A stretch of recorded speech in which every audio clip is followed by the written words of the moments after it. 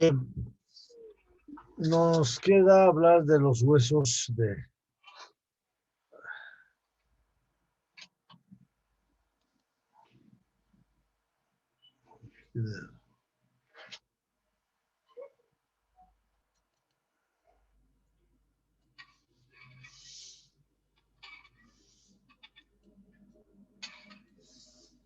Huesos de la cara 2. ¿En qué consiste? Vamos a hablar de los huesos propios de la nariz, huesos del el hueso unguis, el cornete inferior, el vómer y el palatino. Vamos a empezar por los huesos propios de la nariz. Nombre, huesos propios de la nariz, ya no es necesario definir por qué se llama así, ¿no? Situación, ¿dónde está situado? Se encuentra a ambos lados de la línea media, articulados con la fosa ascendente del maxilar y con la porción nasal del frontal, que se conoce esa parte como escotadura nasal del frontal. ¿Cuál es la porción de estudio? La porción de estudio es sencilla. La parte del cuadrilátero o del rectángulo en realidad un poco más ancha hacia abajo y hacia arriba el borde convexo, ligeramente convexo hacia arriba.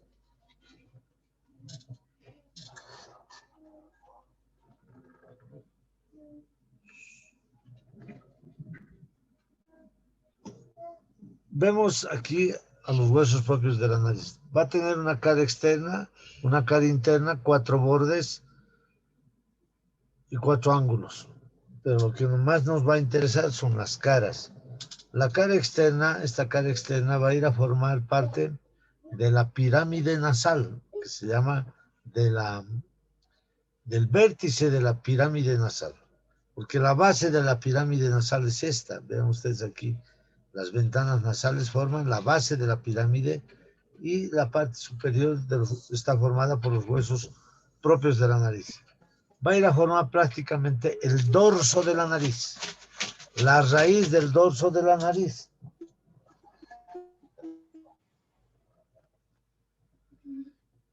Aquí se va a insertar un músculo importante que es el procerus o músculo cutáneo, que es el piramidal, que también se llama piramidal.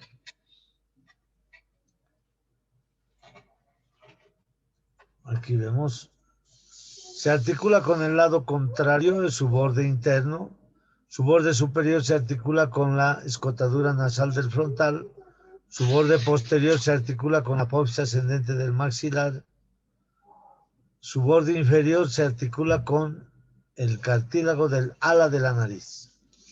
Y aquí estamos viendo, aquí está con el cartílago del ala de la nariz, con la apófisis ascendente del maxilar, etc. ¿Ya? La cara interna va a ir a formar parte del techo de la fosa nasal. La cara interna forma el techo de la fosa nasal. Este hueso está siempre bajo riesgo ante una fractura porque se encuentra en la parte anterior de la cara. Como ya les dije, va a ir a formar la raíz de la pirámide nasal. Por lo tanto, puede ser sometido a un traumatismo de la cara, produciendo una fractura. Aquí estamos viendo una fractura de los huesos propios de la nariz. Entonces, esto lo ve el otorrinolaringólogo y tiene que hacer una reducción correspondiente de este hueso. Es muy frecuente esta fractura de los huesos propios de la nariz. Eso es lo que tenemos que ver. No tiene mayores detalles anatómicos este hueso. Luego tenemos el unguis, aquí tenemos el unguis o hueso lagrimal. Unguis significa lágrima y lágrima en latín significa dacrium. Es el hueso lagrimal que se encuentra en la pared interna de las cavidades orbitales. Aquí está. Es un hueso pequeñito, aplanado, rectangular, rectangular, ven ustedes, el más pequeñito. Su borde superior se articula con el frontal, su borde inferior se articula con el maxilar superior, su borde anterior también con el maxilar superior. Su borde posterior se articula con la lámina papirácea del etmoides, aquí está, su borde posterior. Este hueso lagrimal, si lo vemos así ya en imagen agrandada, va a tener una cara externa, que es esta la cara externa. Va a presentar una cresta que termina en una especie de gancho. Esta cresta se llama cresta lagrimal posterior y termina en un gancho que se llama amulus del lagrimal, o sea, de este hueso lagrimal. Amulus del lagrimal. Delante de esta cresta encontramos la fosa del saco lagrimal. Aquí se va a encontrar la fosa del saco lagrimal. Esta es la fosa, porque se acuerdan, la cresta lagrimal posterior, que es esta, se encuentra en el ungus, y la cresta lagrimal anterior es parte de la apófisis ascendente del maxilar. Estos dos huesos van a formar el saco lagrimal, donde eh, va a encontrarse prácticamente el cisto lagrimal. Cisto quiere decir saco. Y aquí tenemos el amulus del lagrimal o el gancho del hueso lagrimal. En el gancho y parte de la cresta se insertan los ligamentos palpebrales internos. Los ligamentos palpebrales internos, muy importante dentro de la estructura de los párpados. Nada más, eso es en cuanto se puede decir del hueso lagrimal. Aquí vemos la cresta lagrimal posterior, el gancho lagrimal o amulus del lagrimal, el saco lagrimal. Y aquí estamos viendo, es una órbita del lado izquierdo, que están huesos propios de la nariz, apófisis ascendente del maxilar. Este es el unguis, la cresta lagrimal posterior. Y aquí en la apófisis ascendente del maxilar está la cresta lagrimal anterior. Las dos crestas delimitan el saco lagrimal, que es este. Y detrás del unguis se encuentra la lámina papirácea del etmoides. Y esto corresponde ya al piso de la órbita formada por el maxilar superior, por la cara orbitaria del maxilar superior. Y aquí vemos todo el resto, en la hendidura esfenoidal, el conducto óptico, la cara orbitaria de la ala mayor del esfenoides. Encontramos prácticamente también la apófisis orbitaria del malar, aquí está. La apófisis frontal externa del hueso frontal, la escotadura del frontal, los agujeros etmoidales anterior y posterior.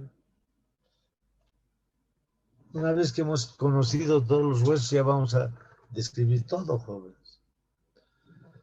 Aquí está nuevamente la vista, la cara externa del unguis, aquí está, la cresta lagrimal anterior, el amulus del lagrimal, el saco lagrimal, la cara interna del hueso unguis, que va a ir a formar parte de la fosa nasal. Igual aquí podemos ver la cresta lagrimal anterior, el gancho o amulus del lagrimal, aquí, que es el saco lagrimal, donde del saco va a continuarse por el conducto lacrimonasal. Bien, vamos al tercer hueso. Pequeñitos son estos huesos. Son los más pequeñitos en la cara. Este es en color verde, el vómer. ¿Qué quiere decir vómer? Vómer viene del latín que significa hueso arado. Hueso arado. ¿Por qué se llama hueso arado? Porque en la parte superior termina así, abierta como si fuera una V en la parte superior, y esa se utiliza así como el arado, parecido al arado. Entonces, ¿dónde se encuentra situado? Se encuentra situado en la parte posterior del tabique nasal, porque es la lámina perpendicular del etmoides. Aquí está el vómer. Aquí adelante va a venir el cartílago del tabique. Aquí está cresta, la cresta incisiva, aquí está la espina nasal anterior del maxilar superior. Y aquí está el ala interna y el ala externa de la apófisis pterigoides. Aquí estamos viendo el cuerpo del esfenoides. La lámina cuadrilátera, y la superficie articular con la apófisis basilar del occipital. O sea, ya una vez que hemos ido a conocer, vean ustedes entonces, todos los detalles que están aquí alrededor de este hueso, ya los conocemos y lo podemos describir. Entonces, este es el vómer que se encuentra en la parte posterior del tabique nasal. Y se encuentra articulado hacia abajo, se articula con la articulación cruciforme del paladar duro. Aquí está la articulación cruciforme. Y hacia arriba se articula el, con el cuerpo del esfenoides, formando la articulación esfeno-vomeriana. O sea, está abierta hacia arriba como dos lengüetitas hacia arriba. Vamos a ver aquí.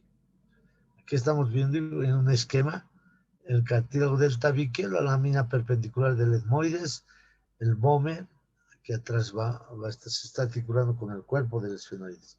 Aquí vemos, aquí está.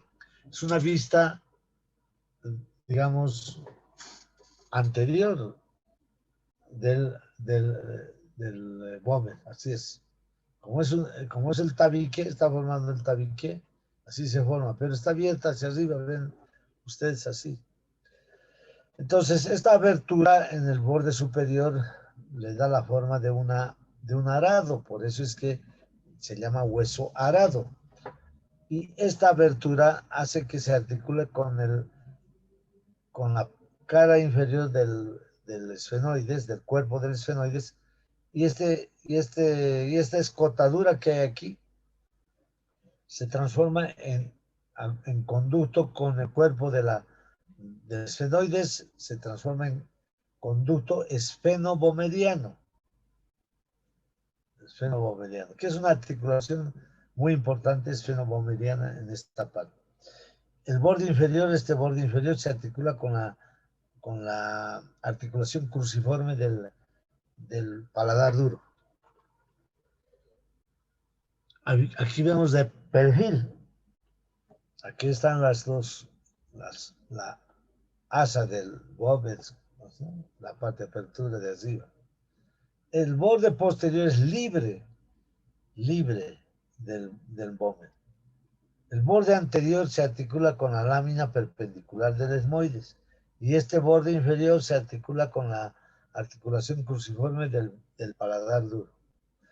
En sus caras, tiene dos caras laterales, vemos aquí, una cara derecha y una cara izquierda. Una cara derecha que mira al lado derecho, por supuesto, y la izquierda que mira al lado izquierdo.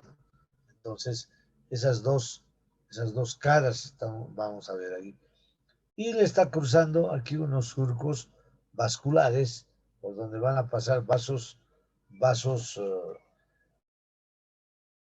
esfenopalatinos principalmente por toda esta región, ¿no?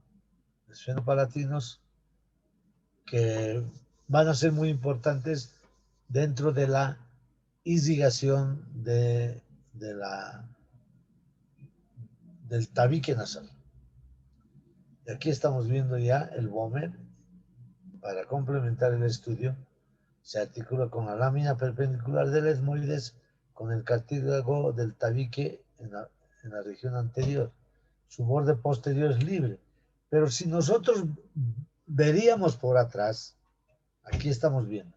Aquí está el vómer. Aquí se encuentra en la parte posterior del tabique nasal. Con el palatino y con el ala interna de la posterigoides forman una especie de un embudo.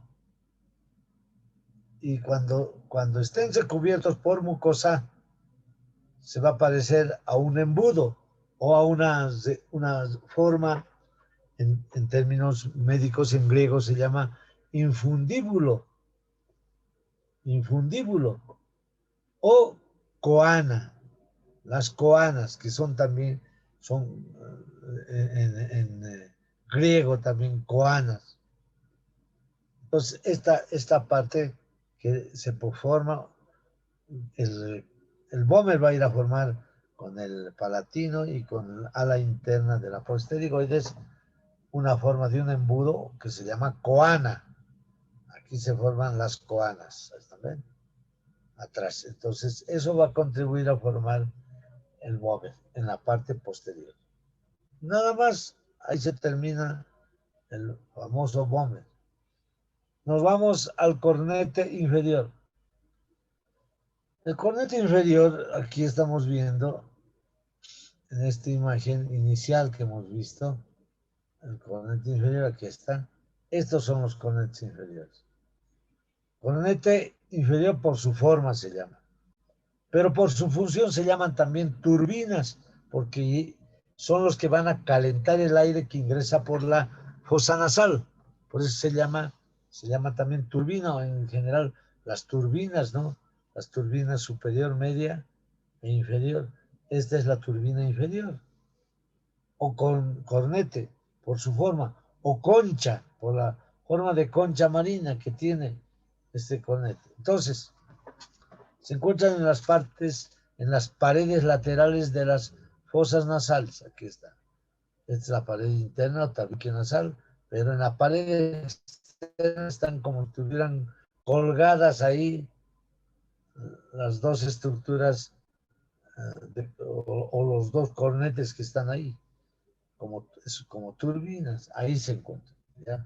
Entonces, estos cornetes, derecho e izquierdo, son el número de dos, van a tener los siguientes accidentes anatómicos, porque son huesos irregulares. En su cara externa, esta es su cara externa, la que mira hacia afuera, va a presentar una apófisis. Se llama proceso maxilar o apófisis maxilar. ¿Por qué este proceso maxilar va a ir a cesar el agujero o el antro de Gmore, que es el ingreso para el seno maxilar? Entonces, con este proceso maxilar o apófisis maxilar del cornete inferior, se va a cesar el orificio que mira hacia la fosa nasal del seno maxilar. Y además, fuera de cesarlo, se articula pues con el maxilar, con la base del maxilar, este hueso que es el cornete. Su cara interna es esta. Está recubierta por mucosa, nada más. Tiene un extremo anterior y un extremo posterior. Un extremo anterior y un extremo posterior. Hacia arriba tiene dos procesos. Un proceso anterior llamado proceso lagrimal, aquí está, y otro proceso etmoidal, que sirve para articularse con la cara interna de la bolsa ascendente del maxilar y con el proceso unciforme del etmoides. Por eso se llama proceso etmoidal.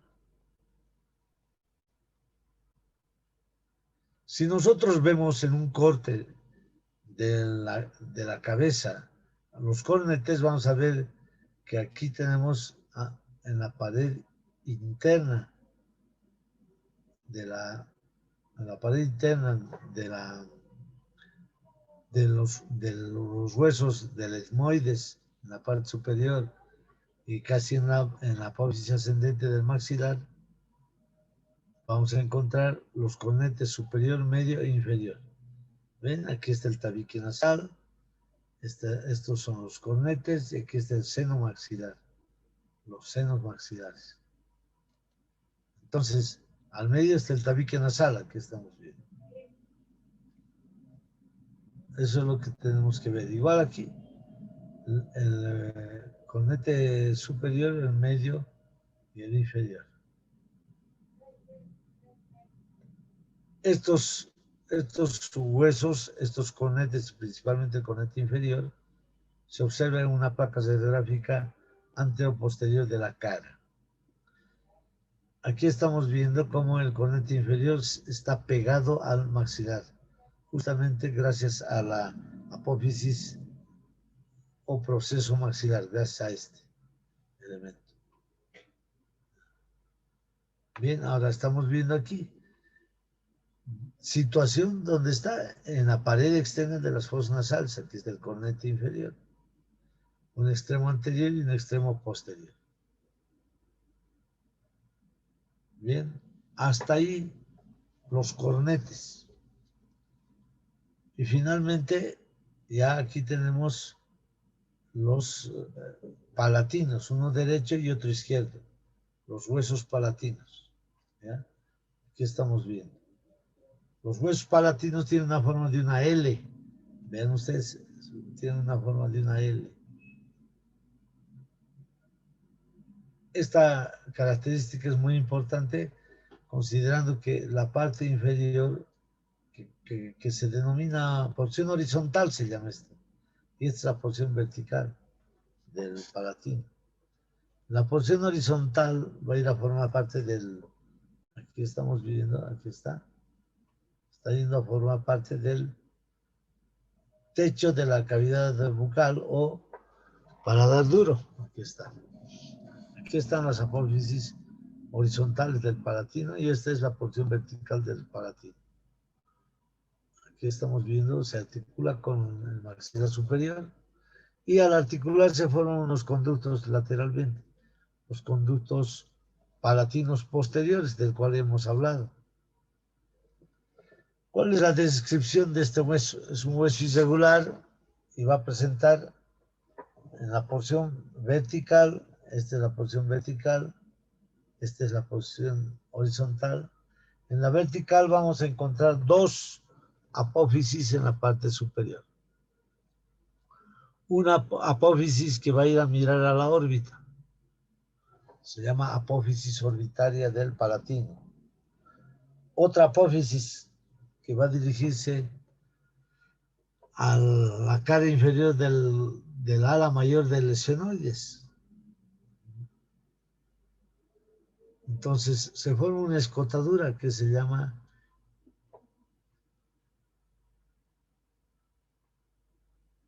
aquí estamos viendo entre ambas apófisis vamos a encontrar una escotadura aquí.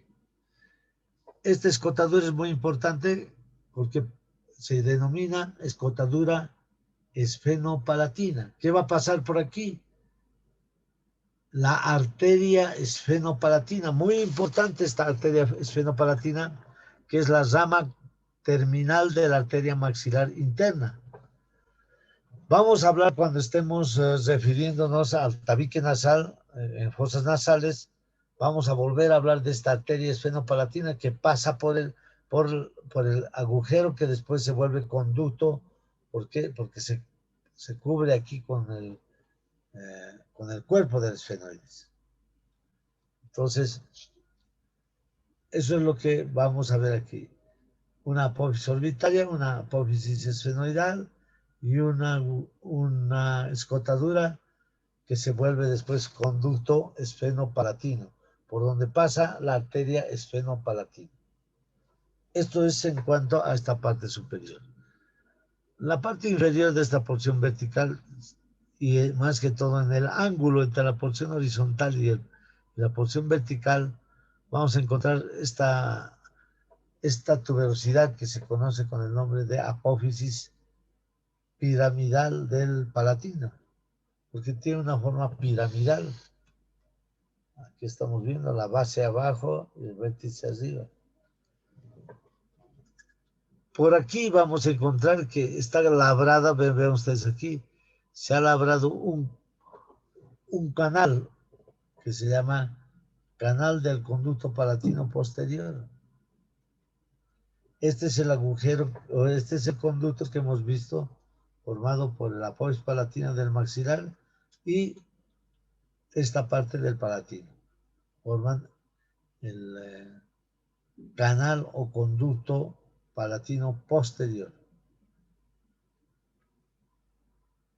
Aquí vemos en la cara interna de la porción vertical de la polis palatina, encontramos las crestas turbinales, cresta turbinal superior y la cresta turbinal inferior. Cresta etmoidal, que se llama la de arriba, y la cresta conchal en la parte de abajo. Y aquí estamos viendo la cara que va a ir a articularse hacia adelante con el maxilar superior. Aquí pueden ver en una imagen muy ilustrativa la porción vertical y la porción horizontal del palatino. La porción horizontal del palatino forma la articulación cruciforme con la apófisis palatina del maxilar superior. Y esta cara, donde encontramos las crestas etmoidales y cresta conchal, forman parte de la fosa nasal aquí arriba. Y aquí abajo está la cavidad bucal. Esta es la forma de descripción del hueso palatino. Tiene una forma de una L, una porción vertical y una porción horizontal. Igualmente aquí estamos viendo, pero ya unidas las porciones horizontales para formar el paladar duro.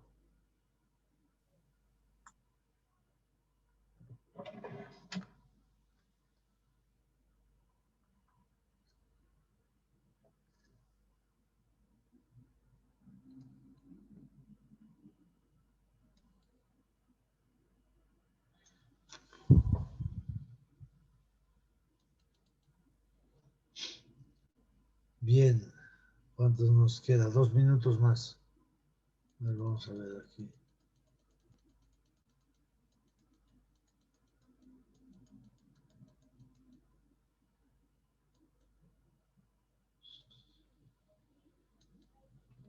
Más. Bien, entonces, estas dos porciones horizontales van a ir a formar por abajo el techo de la cavidad bucal y hacia arriba el piso de la fosa nasal. Aquí está el piso de la fosa nasal y esta es la fosa nasal. Así es. Y aquí se forma, por la escotadura esfenopalatina, un agujero que comunica la fosa nasal con la fosa infratemporal. Este agujero esfenopalatino comunica la fosa infratemporal con la fosa nasal. Bien, con eso concluimos todos los huesos, jóvenes, todos los huesos. Y esto es para que ustedes recuerden. Lo dijo nuestro famoso Albert Einstein, un genio del anterior siglo. Nunca consideres el estudio como una obligación, sino como una oportunidad para penetrar en el bello y maravilloso mundo del saber. Por eso yo les digo a ustedes, dedíquense a estudiar, no como una cosa pasajera. Tiene que ser eterna la capacidad de estudiar. Y por eso es que estudiar medicina, jóvenes, es estudiar desde ahora hasta la muerte, hasta la muerte. Jóvenes, yo les digo que es así. Dedíquense a estudiar. El día sábado ya nos vemos entonces, jóvenes, para el examen. Y a las 7:30 llamo lista, 8 empezamos hasta las 9, de 9:15 a 10:45 vamos a seguir la parte de huesos. Bueno, ya hemos terminado con huesos, vamos a empezar a hablar ya de séptimo par, ¿ya? Y músculos de la mímica. Sin embargo, esta parte de hasta huesos de la cara 1 Es el examen, hasta mandíbula. Nos vemos entonces el sábado, jóvenes. Vayan a estudiar. Hasta luego, doctor. Hasta luego, doctor. Hasta luego, Hasta luego, doctor. doctor. Hasta luego, doctor. Hasta luego, doctor. Chao, chao. Hasta luego, doctor. Chao. Hasta luego, doctor.